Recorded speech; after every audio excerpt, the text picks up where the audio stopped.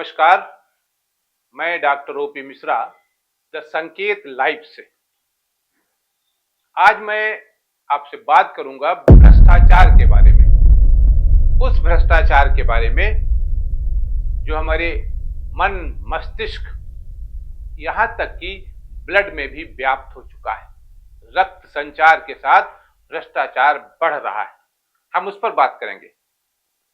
सोमवार को जब विधान परिषद में नेता विरोधी दल लाल बिहारी यादव जी ने एक प्रश्न उठाया था, बलिया के नरही थाने का मामला उठाया, तो सरकार की तरफ से उप मुख्यमंत्री केशव प्रसाद मौर्य जी ने कहा कि सरकार भ्रष्टाचार के खिलाफ है।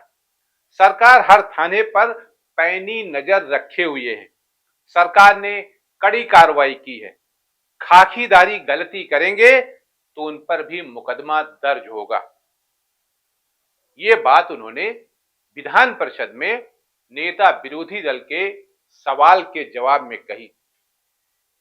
मैं उस घटना पे आ रहा हूं जो बलिया में घटित हुई थी। उसमें काफी लोग अभी तक अरेस्ट हो चुके हैं। ये मामला क्या है? बलिया के भरौली बॉर्डर पर ट्रकों में अवैध वसूली के मामले में फरार चल रहे हेड कांस्टेबल विष्णु यादव भी सोमवार को गिरफ्तार हो गए थे। उसी के बाद विधान परिषद में यह सवाल उठाया गया। उससे एक दिन पहले उसी थाने के, जो बॉर्डर का थाना है, नरही थाने के निलंबित थानेदार पन्ने लाल को गोरखपुर से गिरफ्तार किया गया था। जानते चलें कि भरौली बॉर्डर से गुजरने वाली ट्रकों से अवैध वसूली पर वाराणसी जोन के एडीजी पीयूष मोडिया और आजमगढ़ के डीआईजी वैभव कृष्ण ने बड़ी कार्रवाई करते हुए पिछले बुधवार को 18 लोगों को गिरफ्तार किया था। उसमें 2 पुलिसकर्मी भी थे। अभी कुछ और पुलिसकर्मी भी फरार चल रहे हैं। पन्ने लाल जी के आवास से, जो सरकारी आवास था, बताया जाता है वहां कुछ चांदी के सिक्के मिले, कुछ सोने के सिक्के मिले, एक डायरी भी मिली है। उसका मेरी स्पष्ट मांग है, उस डायरी में क्या लिखा है इसको सार्वजनिक किया जाना चाहिए। वो जो आईओ हैं उनसे ये उम्मीद नहीं है कि उसको सार्वजनिक करेंगे, क्योंकि कोई सिपाही, कोई दरोगा जहां 5 लाख रुपए रोज की वसूली हो रही हो, किसी थानेदार की ये हिम्मत नहीं है, किसी पुलिसकर्मी की हिम्मत नहीं है, किसी आरक्षी की ये हिम्मत नहीं है कि वो इतनी बड़ी वसूली बगैर ऊपर तक पहुंचाए हुए कर सके। बिल्कुल नहीं कर सकता। उस डायरी से ये पता चलेगा कि जो हर महीना पैसा आ रहा था उसका कितना बड़ा हिस्सा अधिकारियों तक पहुंच रहा था। सिपाही जी को आप अरेस्ट कर लेते हैं, दरोगा जी को आप सस्पेंड कर देते हैं, जेल भेज देते हैं।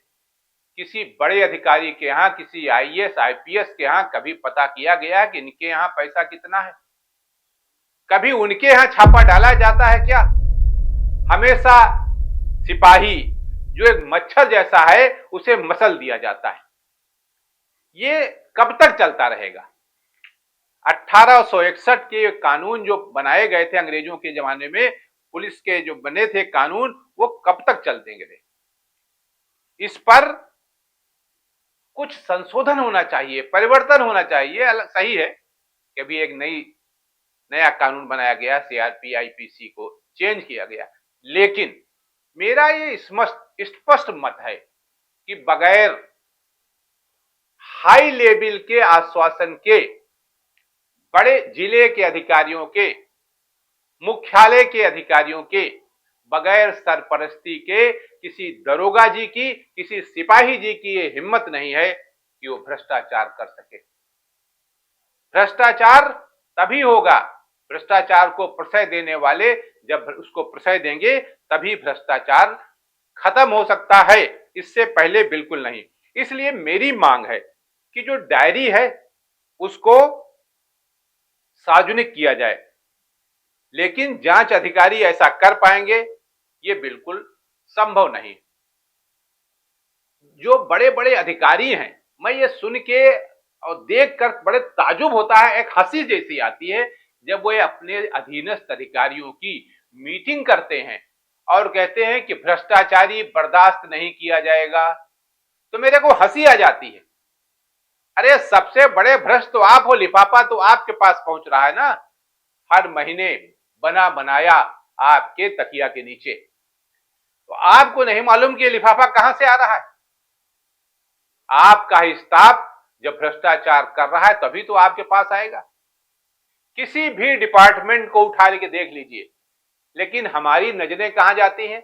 हम होमगार्ड को देखते हैं, हम ट्रैफिक के उस कांस्टेबल को देखते हैं जो एक गाड़ी छोड़ने के लिए 50 रुपया, 100 रुपया, 200 रुपया ले लेता है, धूप में सवेरे से डटा हुआ है, लेकिन उसका एक बड़ा हिस्सा सीओ ट्रैफिक के पास तक जाता है, एसपी ट्रैफिक के पास तक जाता है।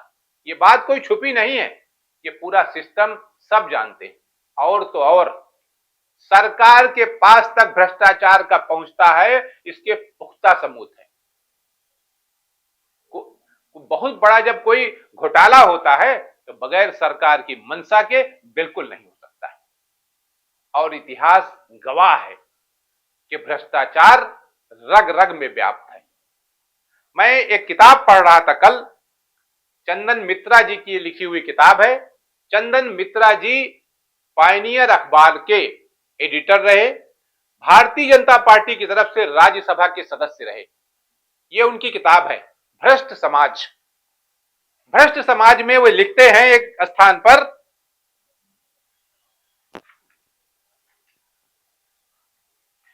अपने लक्ष्य के अनुकूल सरकारी नीति को बना लेने अथवा अपने प्रतिद्वंदी के मार्ग में रोड़ा अटकाने की व्यापारी की लालसा राजनीतिज्ञों को अपने पक्ष में करने के प्रयास को प्रेरित करती है, जो कि क्रमशः अपने संयुक्त हितों को बढ़ावा देने के लिए नौकरशाही को भ्रष्ट करने का प्रयास करती है।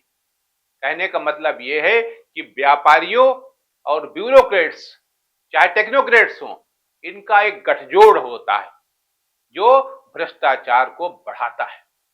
पैसा कहां से आता है? आपने बलिया का एक थाना पकड़ लिया, अरे कोई थाना एक बता दीजिए जहां भ्रष्टाचार नहीं। जहां खनन का काम होता है वहां चले जाइए, पूरी पूरी रात खनन होता है, ट्रक होते हैं, कई एसडीएम के ऊपर, कई तहसीलदार के ऊपर गाड़ियां चढ़ा देने तक की नौबत आती है। यह आपको नहीं दिखता है? सरकार को नहीं पता है क्या कि भ्रष्टाचार हो रहा है? सब पता है सरकार को, और जब पता है तो उस पर एक्शन होना चाहिए, एक्शन नहीं हो पाता है क्योंकि हिस्सा वहां भी जा रहा है ना, सिस्टम को ही पैसा मिल रहा है, इसलिए उस पर कुछ नहीं हो पाता है।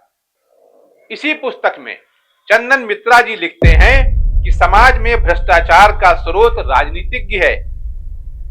राजनीति है, और यदि इसके स्पंस के विरुद्ध हमला बोलने का कोई प्रयास करता है तो उसका प्रारंभ स्रोत को अलग थलग करना होगा। ये उनका कहना है।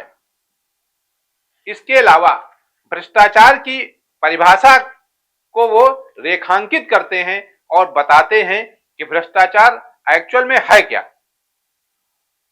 उनका कहना है कि इस प्रकार सत्ता को प्राप्त करना और उसका उपयोग करना आधुनिक युग में राजनीतिक का धर्म है। यदि वो उसका उपयोग जन कल्याण के लिए करता है तो उसका कर्म सुधर जाता है और वो अपने परलोक के लिए पुण्य का काम करता है। लेकिन जब वही काम वो भ्रष्टाचार करता है तो फिर उसका क्या अंत होता है, इस पर उन्होंने लंबी चौड़ी बात की है। आगे वो लिखते हैं कि भ्रष्टाचार है क्या।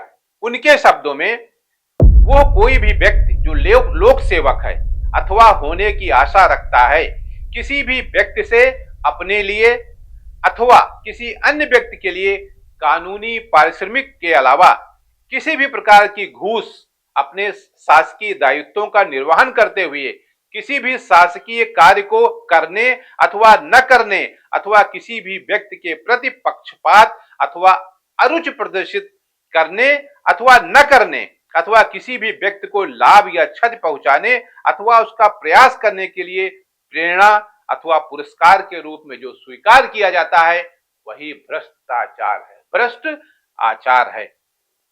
ये ये इस पुस्तक का अंश है। अब मैं आता हूं कि भ्रष्टाचार खत्म कैसे हो सकता है, क्योंकि भ्रष्टाचार रग रग में है, पूरा सिस्टम करप्ट है। ये बात मैं डंके की चोट पर कहता हूं। लेकिन हमको लेखपाल जी दिखाई पड़ते हैं सिर्फ, जो डीएम साहब के यहाँ, एसडीएम साहब के यहाँ पैसा पहुंचता है वो नहीं दिखाई पड़ रहा है। कोई भी फाइल बगैर पैसे की चलती है और इसमें कोई भी सरकार दूध की धुली नहीं है। सारी की सारी सरकारें उसी तरह उसी रास्ते पर चलती हैं, क्योंकि जो भ्रष्टाचार कर रहे हैं वो वही लोग हैं, कोई नए लोग नहीं आते हैं। अब ये समाप्त कैसे हो सकता है? न्यायालयों को, जो कोर्ट्स हैं, उनको पब्लिक ओपिनियन के प्रति जब तक उत्तरदायी नहीं बनाया जाएगा भ्रष्टाचार समाप्त नहीं होगा। भ्रष्टाचार को समाप्त करने के लिए जब तक उसके स्रोत पर हमला नहीं होगा तब तक भ्रष्टाचार समाप्त नहीं होगा। मैं एक छोटी सी घटना आपके सामने बता रहा हूं। मेरे एक रिश्तेदार डिस्ट्रिक्ट जज की कोर्ट पे पेशकार थे, अभी वो रिटायर हो गए। मैंने एक दिन पूछा उनसे, जब वो नौकरी में थे, कि भाई ये बैठ के जो मेज पर ऐसे ऐसे किया करते हो, ये इनको पता है साहब को कि नहीं? वो हंसे और बोले कि सवेरे आके एक लिस्ट मिल जाती है कि मिश्रा जी ये शाम को सामान भिजवा देना घर पे। ये है भ्रष्टाचार।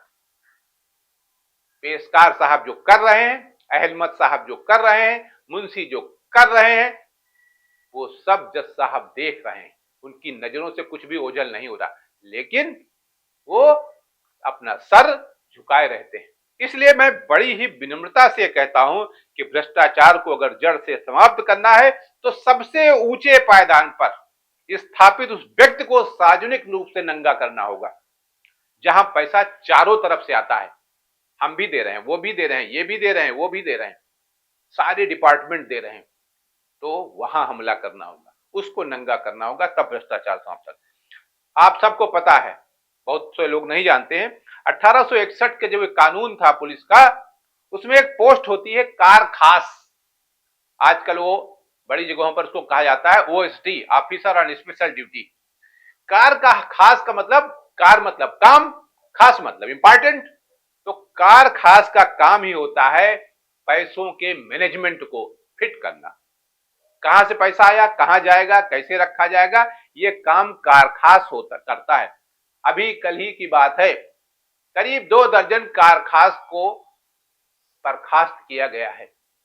ये हर थाने में होते हैं और अब तो हर विभाग में कार खास है, नाम बदल गए हैं। अब इतना ही नहीं, अब तो प्राइवेट सेक्टर के लोग रखे जाते हैं ताकि सरकारी आदमी के ऊपर उंगली न उठ सके। प्राइवेट लोग पैसा लेते हैं। जिस तरह आपने देखा होगा कि ट्रैफिक कर्मी जो है पुलिस पैसा लेने के बजाय डायरेक्ट होमगार्ड से पैसा लिवाते हैं। मेरे एक रिश्तेदार थे, वकील थे, और उनके पास उनके एक दोस्त जो थे वो चकबंदी अधिकारी थे। तो हमारे जो रिश्तेदार थे उनके पास वो बैठते थे चकबंदी अधिकारी, और चकबंदी अधिकारी के पास जब लोग पैसा देने आते थे तो सामने कहते थे कि रामचंद्र की दुकान पे दे दो जाके। ये सिस्टम था। ये बात आज की नहीं, 40 साल पहले की है। तो ये भ्रष्टाचार का तरीका है, आज भी यही भ्रष्टाचार का तरीका है। तहसीलदार साहब पैसा डायरेक्ट नहीं लेंगे, लेखपाल साहब पैसा डायरेक्ट नहीं लेंगे, कानूनगो साहब पैसा डायरेक्ट नहीं लेंगे, लेकिन उनका मिडिल मैन होता है, you can say OSD, officer and special duty. Police की भाषा में उसे कार खास कहते हैं। उसके जरिए पैसा लिया जाता है। पैसा एक निश्चित जगह पर जमा होता है और वहां से हर माह अलग अलग लिफाफों में पैक होके जाता है, सब तक ये पैसा पहुंचता है। तो अब हर डिपार्टमेंट में ऐसा होने लगा है। इसलिए मेरा यह मानना है कि भ्रष्टाचार को तब तक खत्म नहीं किया जा सकता जब तक बड़ी मछली पर हाथ डालने की ताकत आपके पास नहीं आएगी। लेखपाल जी को आप सस्पेंड कर दोगे, कानूनगो जी को आप सस्पेंड कर दोगे, उससे कुछ नहीं होने वाला। जरा उनके बारे में भी पता करिए जिनके पास भ्रष्टाचार की रकम हर महीने पहुंचती है। कहीं भी चले जाइए, मैं कई अधिकारियों को जानता हूं, उसमें न्यायिक सेवा के भी अधिकारी हैं, कि होली और दिवाली में दो दो तीन तीन ट्रॉली उनके यहां मिठाई आती है। कहां से आती है? ये भ्रष्टाचार ही तो है। लेकिन उस पर आप अंकुश नहीं लगा सकते, उन पर आप उंगली नहीं उठा सकते। उंगली आप किस पर उठाएंगे? कोर्ट मोहर्रे के ऊपर। उसने पैसा ले लिया, मुंशी जी ने पैसा ले लिया। तो जब तक, और वो समय जब तक नहीं आता, जब तक पब्लिक भ्रष्टाचार को समाप्त करने में अहम भूमिका नहीं निभाएगी। हमको लगता है कि अगर हमने रिश्वत नहीं दी तो शायद हमारा काम नहीं होगा। ये सोच को बदलनी होगी। भ्रष्टाचार तभी समाप्त होगा, इससे पहले नहीं। आज के लिए इतना ही। नमस्कार।